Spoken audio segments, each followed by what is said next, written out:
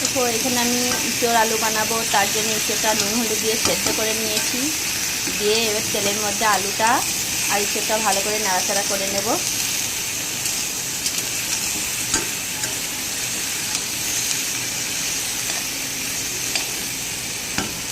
আমি ভাই রান্না করতে পারি না, যেটুকু পারি সেটুকুই শেয়ার করি।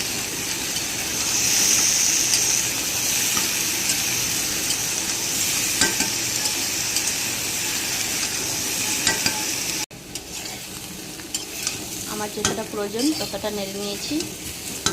এবার এটাকে একটা আলাদা পাত্রে ঢেলে নেব। কড়াইয়ের মধ্যে তেল দিয়ে দিয়েছি, একটা শুকনো লঙ্কা, তেজপাতা আর দারচিনি আর লবঙ্গ দিয়ে দিলাম।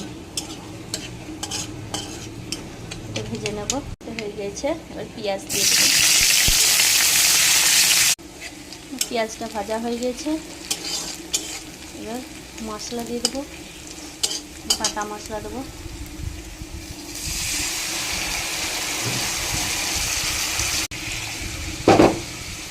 এখানে আদা রসুন লঙ্কা গোটা জিরে একসঙ্গে পিষেছি। এবার গুঁড়ো মশলা দেবো। এটা হলুদ গুঁড়ো, মরিচ গুঁড়ো, লঙ্কা গুঁড়ো দিলাম, আর একটু ধনে গুঁড়ো দিচ্ছি, মতো নুন দিচ্ছি।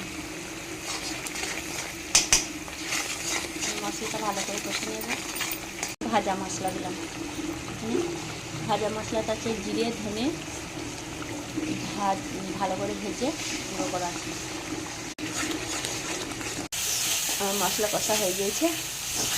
এবার আমি ভেজে রাখা ইঁচড়টা দিয়ে দেবো।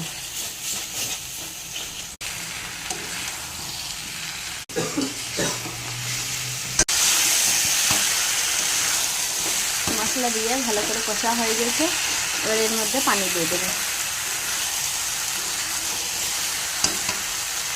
পানি দিয়ে দিয়েছি। এবার এটা হতে থাকুক, আমি ঢাকা দিয়ে দেবো। এখনো সেদ্ধ হয়নি।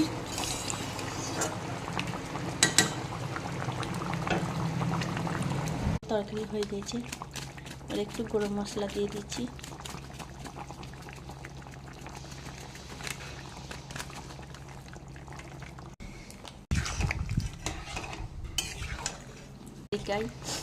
আলু ইঁচড়ের তরকারি। ভিডিওটা ভালো লাগলে অবশ্যই লাইক করবে, শেয়ার করবে।